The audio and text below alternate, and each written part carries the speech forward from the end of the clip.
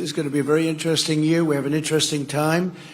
We're making a fortune with tariffs, $2 billion a day. Do you believe it? I was told $2 billion a day. You know, I get hit by the press about tariffs. We're making $2 billion.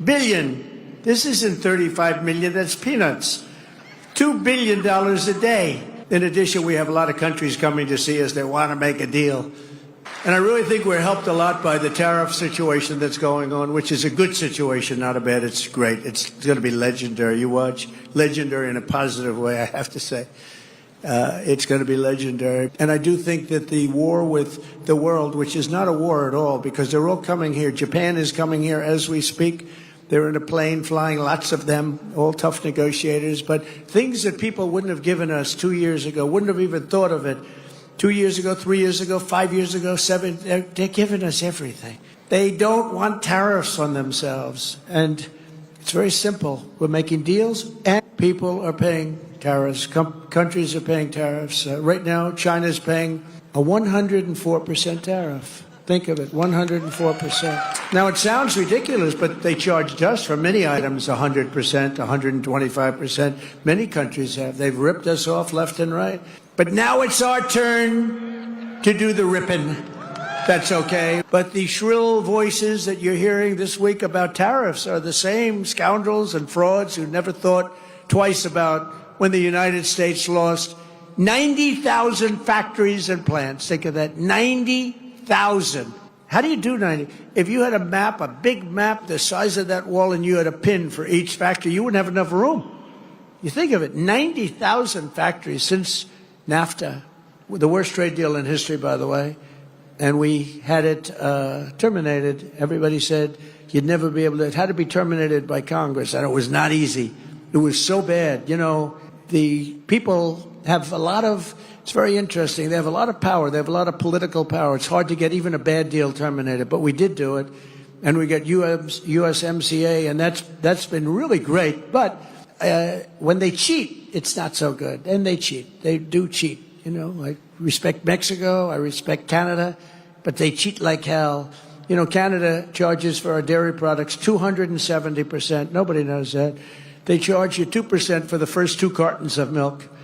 And after that, you go up to 270. And the press says, they've only charged 2%. No, that's for the first 2 cartons. So it's, you know, we can't have that. And we have to be wise to it and get along with everybody, but we have to call people out. 6 million manufacturing jobs were lost since NAFTA. I'm proud to be the president for the workers, not the outsourcers. The president who stands up for Main Street, not Wall Street, who protects the middle class, not the political class, and who defends America, not trade cheaters all over the globe. They're trade cheaters. They cheated on us. They cheated with tariffs on us. They stole our money. They stole our jobs. And now people are going around saying, oh, we're not treating them right. No, we're treating them very good, actually. They're lucky we're treating them so good.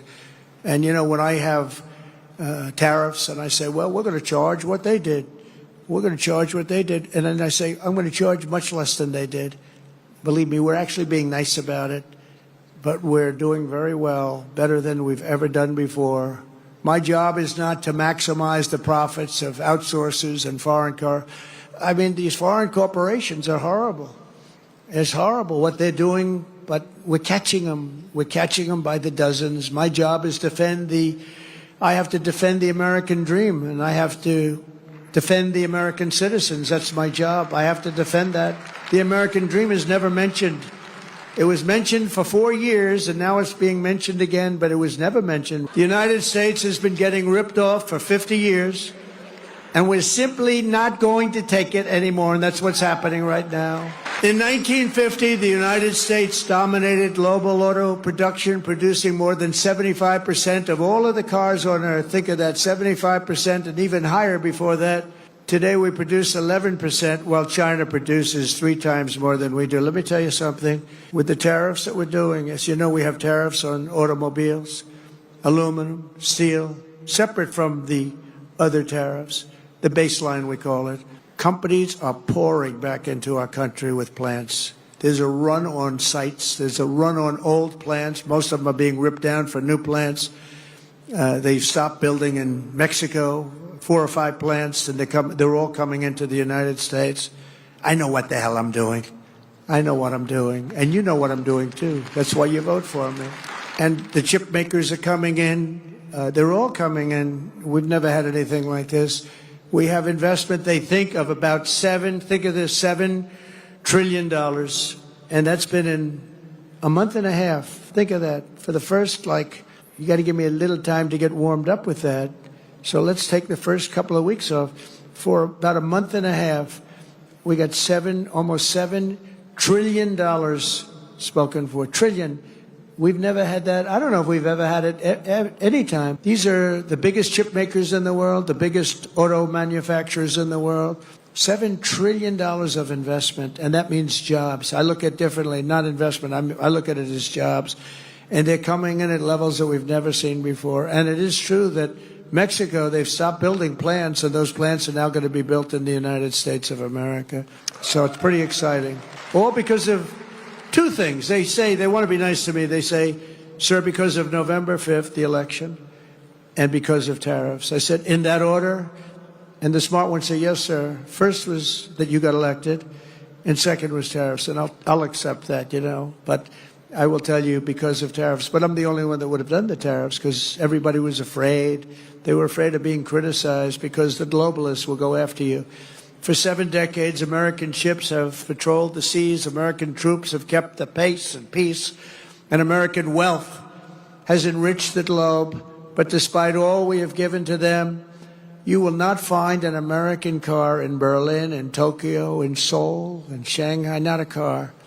I used to say to Angela Merkel, Angela, how many Chevrolets do we have in Berlin? Why, none, Donald, none. That's right, Angela, you got it.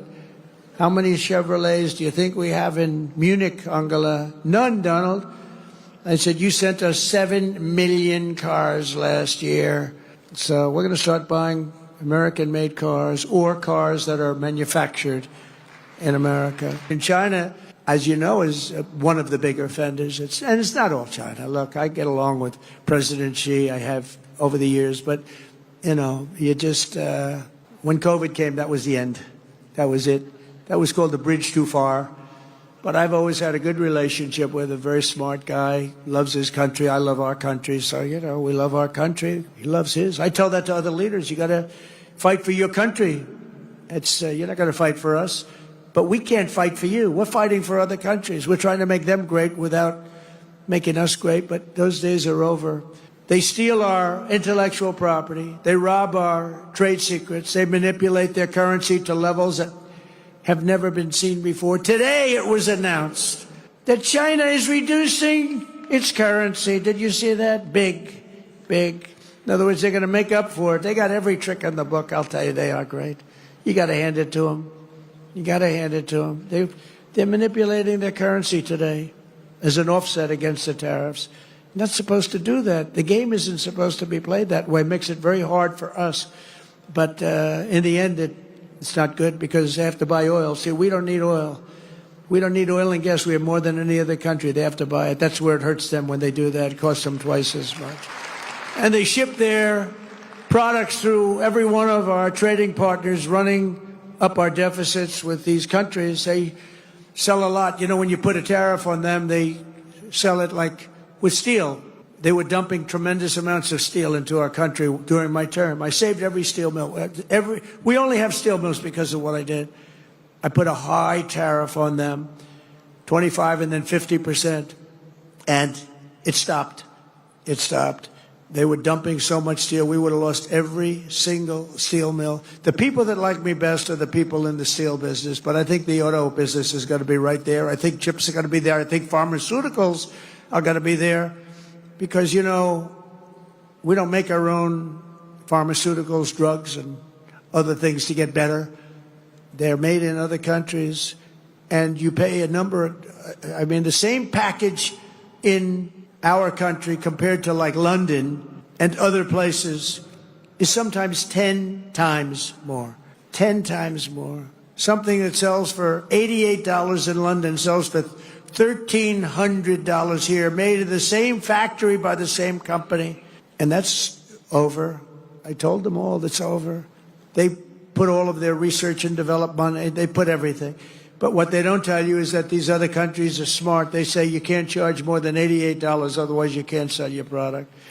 And the drug companies listen to them.